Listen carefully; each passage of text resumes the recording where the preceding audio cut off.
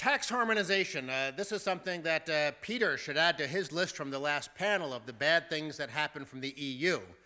Because what tax harmonization refers to is not just the European Commission doing it, it's the Organization for Economic Cooperation and Development, it's other international bureaucracies are involved, and of course it's all being driven by high tax governments, because what tax harmonization is an attempt by high tax governments to export their bad tax policy. Why? Because they're worried about competition from jurisdictions that have better tax policy. So tax harmonization is at one end of the spectrum, and tax competition is at the other end of the spectrum. Now, what is tax competition? It's what we saw in the world for about the last 30, 35 years, right up until sort of the end of last decade.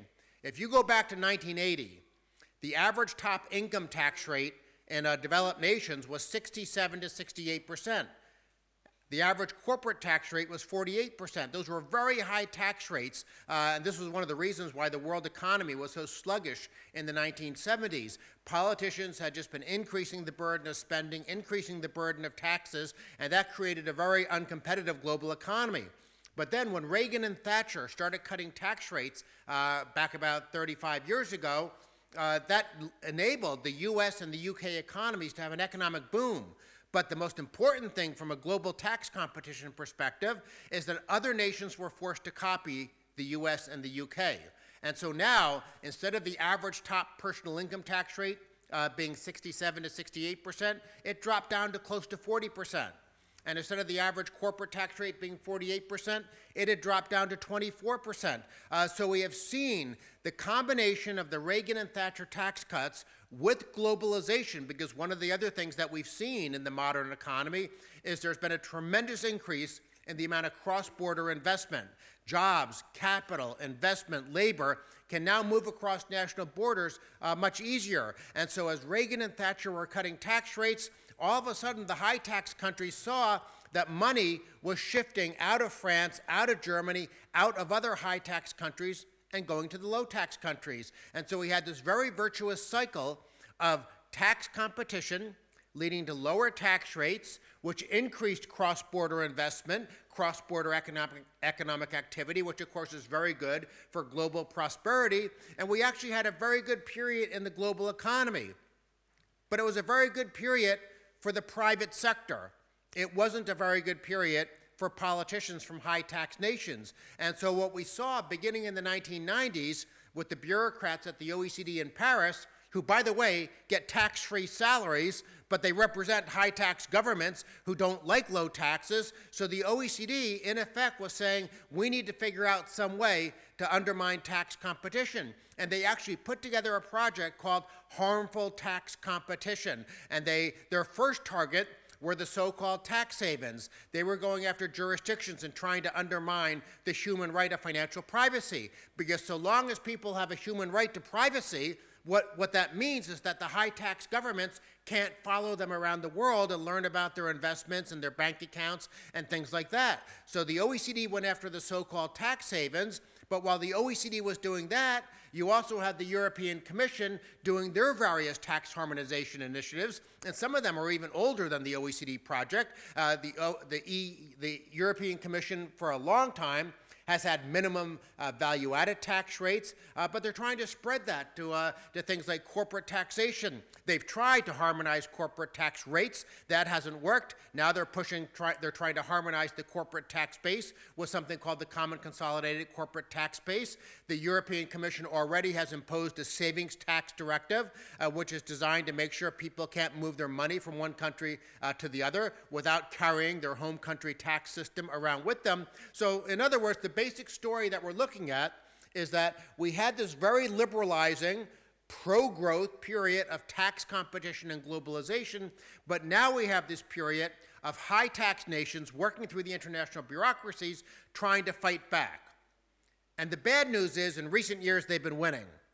They basically used the financial crisis, which has already been explained was largely caused by bad government policy, and they used that financial crisis along with the fact that President Obama took office in the United States, and he had very much of a French view on these issues. He's very much of a supporter of big government and statism. So once the U.S. got in bed with France and Germany and other high-tax countries, there was a tremendous amount of pressure for more tax harmonization and a tremendous amount of pressure to undermine tax competition. And ever since they've won some victories, now the average tax rate is going up around the world. Now, this is a depressing story, but let me get to the really depressing part. If you look at the long-run fiscal projections for the Western world, and I'm not just talking about Europe, I'm talking about the Pacific Rim countries in North America, because of aging populations and falling birth rates, the fiscal mess that we already have today is going to spread all around the world. It's not just going to be Greece and Italy and Spain and Portugal. It's going to be Germany and France and the United States and Japan and Canada. In other words, because of the demographic changes combined with very poorly designed transfer programs, entitlement programs, government-funded pensions, and things like that, it's going to create a disaster. Think about it this way. Historically, we've always had population pyramids. And what's a population pyramid? It means you have a few old people in your society, and then you have a big generation of workers, and then an even bigger generation of children underneath them. And when you had a population pyramid, you could have a reasonable-sized welfare state. As a libertarian, I wouldn't like it, but mathematically it could work. But guess what? We have already moved from a population pyramid to a population cylinder. And if you look at the projections from the European Commission and other places, we're going to have an upside-down pyramid. And so all these welfare programs and redistribution programs and government-run pensions and health care, they're going to create a fiscal crisis that's enormous. And the politicians know this, which is why they are so anxious to try to harmonize tax systems around the world in ways that make it possible for governments to ratchet tax rates up back to where they were in the 1970s. That is their plan. They write about it in their publications. It's not a secret. It's not a conspiracy. They openly want to go back to the very high tax rates to finance this ever-growing welfare state. But here's the problem. It's not going to work. It's not going to work because even if you make it so that every taxpayer is, in effect, a captive slave to their government, you can't force them to produce. And when you put in place ever higher tax rates, people have less incentive to work, save, invest, take risks, be entrepreneurial, and in effect, you tax your private sector to death. At the same time, this ever-growing welfare state is luring more people into the wagon of government dependency. In effect, as I already said, what we see in Greece today is going to happen in so many countries around the world, except there'll be no IMF, no European Central Bank, no Troika to bail them out. Now, what does this mean for Hungary? And I'll go ahead and close on this. Hungary already has too large of a burden of government spending. As a matter of fact, for the central, if you compare Hungary to your neighbors, your burden of government spending is too high. It's higher than Slovakia, it's higher than Poland, it's higher than Bulgaria, Romania, Czech Republic, Slovakia, you name it. Not only is your burden of government spending higher, but your tax burden is higher. What Hungary should be doing while you still have a chance, before the European Commission and the OECD destroy tax competition altogether, you should be figuring out how to make your economy more like Hong Kong so you can attract as much jobs and investment as you can so you can catch up to the West, enjoy high incomes, and then hopefully be in a position to resist some of these imperialistic demands from the international bureaucracies that want to enshrine very bad tax policy. I guess the bottom line is, and I'll conclude on this rather depressing note, the world is a laboratory. We see what works. We see the low-tax, small-state economies, Hong Kong, Singapore, of course, being great examples. But even inside Europe, places like Switzerland grow faster than the bigger government economies in the region. We know what works, and then we see the high-tax, big government economies. We know that they're stagnating and failing, and yet it's so perverse that the bad model is the one that's being exported all around the world by the high-tax governments and the international bureaucracies.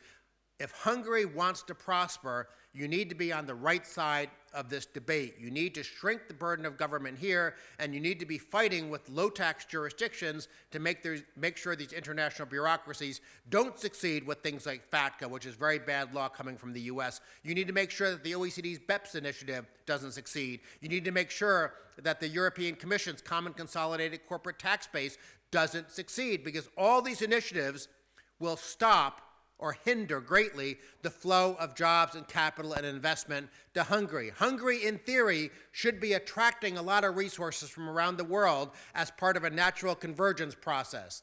But if these international bureaucracies in high-tax countries succeed, Hungary will be cut off at the knees and be unable to benefit. And of course, you're also then shooting yourself in your foot with your high taxes and excessive-sized public sector. So part of the blame is in Paris and Brussels, but part of the blame is here in Budapest. And so on that cheerful note, I'll go ahead and sit down. Thank you very much. Let me just, our time is short, and I know it's more interesting for you if we leave enough time for your questions at the end here. So I just want to make 3 points. I'm going to make a book recommendation, then I'm going to talk about something Mr. O'Sullivan said in the beginning panel, and then I want to touch on something Dr. Mitchell said here. So my book recommendation is the following. First of all, you need to read books on it. If you're interested in these ideas, it's not enough just to read articles or come to events like this, because these various policy proposals, and we can see how things don't work in isolated incidents, but if you lack the overall foundation, like a philosophical framework for these ideas of what we could call free market economics, or more broadly the classical liberal tradition, then I think you sometimes might just get caught up in the little details. And so if I had to just pick one book for you to read, it would be Ludwig von Mises' book, it's called Liberalism in the Classical Tradition. And Mises' name is spelled M-I-S-E-S. And so if you just Google that, Mises, Liberalism in the Classical Tradition, and you put PDF at the end, you'll get, it's online for free. The Mises Institute in the United States has it up there, so you can just get the PDF and get it. And it's, so Mises was a great economist in the Austrian school tradition. He was the one whose books, Socialism, Friedrich Hayek would later claim converted him, that Hayek, as a young man, had been in favor of socialism because he said that's what all the good men were, idealists, and we wanted to help the world.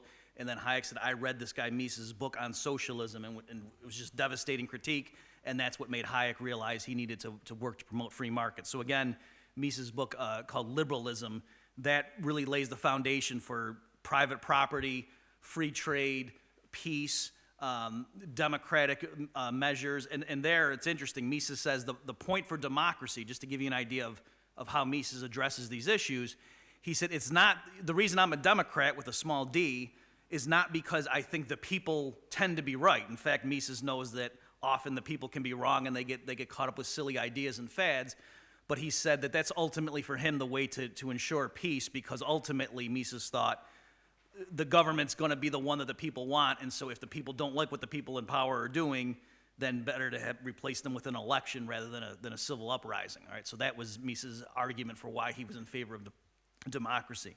Okay, so let me just now return just to the straight economics of this. Mr. O'Sullivan, I liked his remarks in the first panel, and he talked about the widespread fraud that was happening, and I totally agree that there needs to be this underpinning of morality in society for any society to work, any social system. If you have people who are liars and thieves and killers, that's not going to work whether you have a strong dictator or a more laissez-faire economy. But this one issue in particular, I just want to point out, it's fascinating the more you study it to see the thesis that Mises and other Austrian economists explained, where government interventions in one area to solve or to try to solve this problem end up causing unintended consequences in other areas. And that's the problem of interventionism as an approach, that you end up having to intervene more and more until ultimately you either go towards central planning or you turn around and go the other way towards free markets. And so on this issue, let me just focus on one aspect of it. It's sort of surprising after the fact, how could all of these bankers, and I'll focus on the U.S. experience, how could all of these commercial bankers have been so foolish as to make these loans? Because I don't know how widespread the problem was in Europe, but in the United States, part of what was happening is somebody who didn't even have a job could apply for a mortgage and get a house that was several $100,000. right? And so that doesn't make any sense. Why would they be a good credit risk? Why would the commercial lender approve those mortgages? They would call them like liar loans. That was the actual term. I mean, they didn't put it on the form. That would be a little bit too much. But colloquially, people called them liar loans, meaning the people taking the applicant at the local bank knew full well the person applying was lying when they said their annual income was, what, $200,000? They knew they were lying. They didn't bother checking it. So why did they do that? Well, the first step in the explanation is to say because the commercial banks would quickly, grant the mortgage, get the house, they would have the mortgage in the books, and then they would sell it to Wall Street. And so the commercial bank wasn't holding the mortgage very long, so why do they care if it's a good credit risk or not? Because they're not going to be at risk, it's going to earn their fee from originating the loan and so forth. Okay, so why then were the people on Wall Street willing to buy these mortgages that were clearly risky? Well, because again, they would take them and package them into what are called mortgage-backed securities and other derivatives, taking pieces of mortgages from all over, putting them into a package and selling off different slices or tranches to different investors. And so you could say the Wall Street banks, they didn't care because they also weren't holding it very long. They were selling it off. Okay, then why were the people they were selling it to, why were they so stupid? Didn't they have any kind of internal mechanisms to check the quality of this? Well, because the credit ratings agencies, people like S&P and Moody's and Fitch, were giving high ratings to these instruments. And that's their whole function in the market economy. These organizations was to evaluate the trustworthiness or the risk involved with certain assets for outsiders who didn't have the ability to really evaluate them. Okay, so how come those companies were, in some cases, giving AAA ratings to things that were very risky when you really went down and analyzed them? And that's part of what The Big Short was about, was to explain that process. And so here, there's a lot to the story, but one element that I haven't seen other people focus on is the role of government intervention. Because part of what the U.S. regulatory state does, going back to the 30s, is to have capital and other requirements on financial institutions to say if you're taking depositors' money, we want you to be very safe with it. And so, for example, you have to invest it in safe bonds. So in order for the institution to prove to the government that they're being very conservative, they need to show them, oh, our portfolio is safe because we're holding, for example, AAA bonds.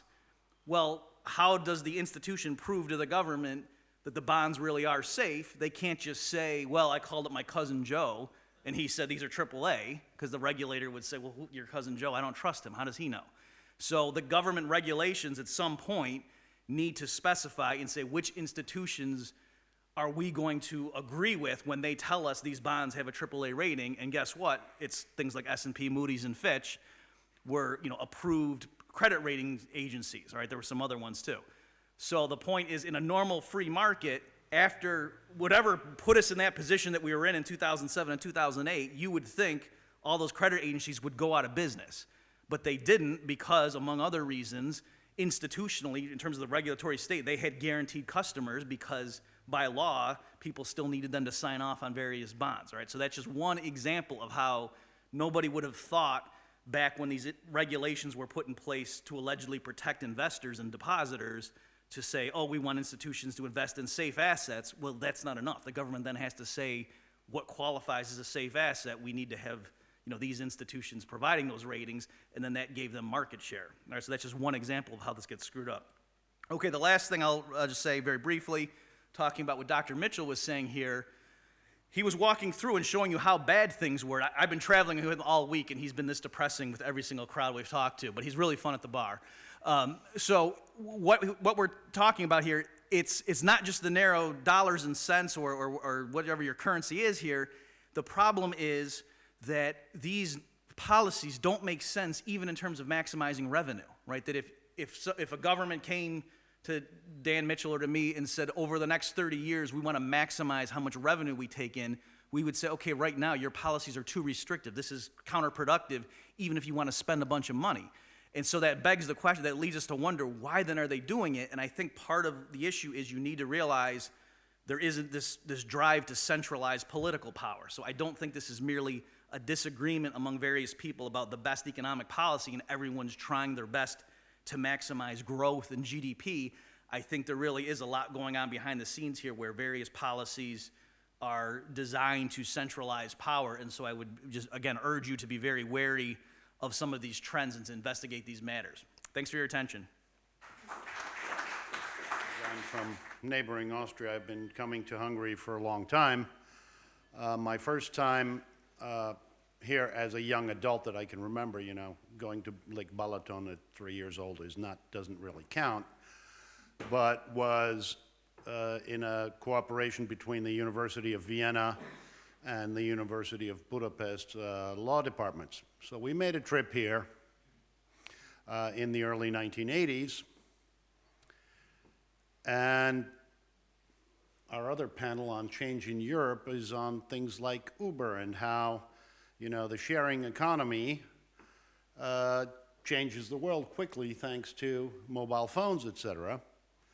Well, I'll tell you something. Uber existed in Budapest in the 1980s. It wasn't called Uber.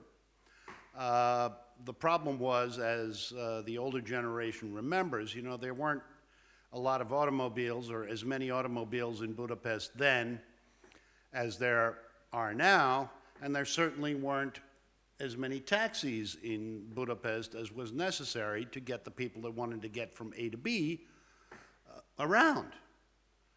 So what did you do in those days? Either people that actually had automobiles were standing on the corner, or you just stopped somebody who happened to have a car and you offered him a couple of hundred forints to take you where you wanted to go. So that system was oppressive in that the number of automobiles available to everybody due to the system was far fewer than were considered necessary, and the solution was competition. Private individuals did a service. I'm going to call it Uber, but don't quote me on that. My second fast experience was in the early to mid 1990s when all the markets were opening up really quickly. And a lot of international companies wanted to make use of the changes that were taking place here in the region. And so a lot of people were deciding, you know, we need a headquarters for Eastern Europe someplace. Now, in the beginning, if they were looking for a headquarters for Eastern Europe for their expansion into Eastern Europe, they came to Vienna. Because when you're a CEO in a company deciding on where to put your headquarters, you have a number of things to consider, you know, availability of people, infrastructure, personal things, and so on. And at that time, you know, Budapest was somewhat behind in terms of traffic infrastructure available, of telephones availability of schools. You had all the workers and all of that and some of the lower tax rates, but in the beginning of the 1990s, you know, it was no chance. You chose Vienna. Now, that has obviously dramatically changed. There's been a huge investment process and catch-up process, and a lot of the things that spoke against Budapest, for example, in those days are gone. I mean, the telephone infrastructure, I have wonderful internet here. The streets are there. I can go into the shops in Budapest and get more or less anything that I can get in Vienna. So a lot of these hazards have been taken away. So now I'm a CEO deciding, you know, do I put my European headquarters in Vienna or in Budapest? I look at other things. And since this panel is about taxes, I look obviously at the corporate tax rate, the VAT rate, and so I'm not going to get into political stability or all that. I'm going to concentrate on taxes here. I look at those things, and that's when I decide, do or do I not establish my headquarters here in Budapest rather than putting them in Vienna or Bratislava or Ljubljana for that matter. Because even though we're all now in the EU, everybody knows that for foreign direct investment, there still is, thankfully, competition within the system. And one of the measures is taxes. Now again, I mentioned the corporate tax rate and all of that, but I'd like to mention something else also to beat up on my friends in Austria. The personal tax rate in Austria has, for a very, very long time, the top tax rate been 50%, personal income tax rate. Now, due to some bad policy and a bunch of socialists, you know, everybody is doing the go after the rich guys lately. So in the last tax reform, Austria now implemented a top personal tax rate of 55%. Now, the top tax rate of 50% applies to people making more than 60,000 euros a year, which I think is extremely low, but you know, there are a lot of people making more than $60,000, and so your average tax rate, you're making $50,000, works out to 38%. But there's still a lot of people paying the top tax rate in Austria. But in the discussion between the socialists and the conservatives, who are a coalition government in Austria, one guy said, you know, we got to go after the rich, and the other guy said, no, no, no, don't touch my clientele. They said, okay, we're going to put in a 50% tax rate, and we're not going to put that 55% tax rate in for anybody that makes less than €1 million. And so the effect was numbers different. There are not even going to be 100 people in Austria that are going to pay that 55% tax rate. Probably far less. However, I'm getting back to my international CEO guy who is making the decision of whether to put his corporate headquarters in Vienna or Budapest. These guys look at the charts published by our various friends from the think tanks that make international comparison, corporate tax rate, standard of living, personal tax rate, and he's going to look at Austria and say, wait a minute, I'm the CEO, I make a good salary, whether I make €1 million a year or not, his thing. He's going to say, okay, I have the choice between putting my headquarters in Vienna and, all things being equal, between Vienna, Budapest, and Bratislava, and of course I'm the CEO, so I'm looking out for the good of the company. I compare corporate tax rates, and let's say, for argument's sake, everything is equal between Budapest, Vienna, and Bratislava, except for one thing. Me, the CEO, is going to get taxed in Vienna at a 55% rate. And in the two other cities, my personal tax rate will be less. Where do you think I'm going to put the headquarters of my company? Thank you very much.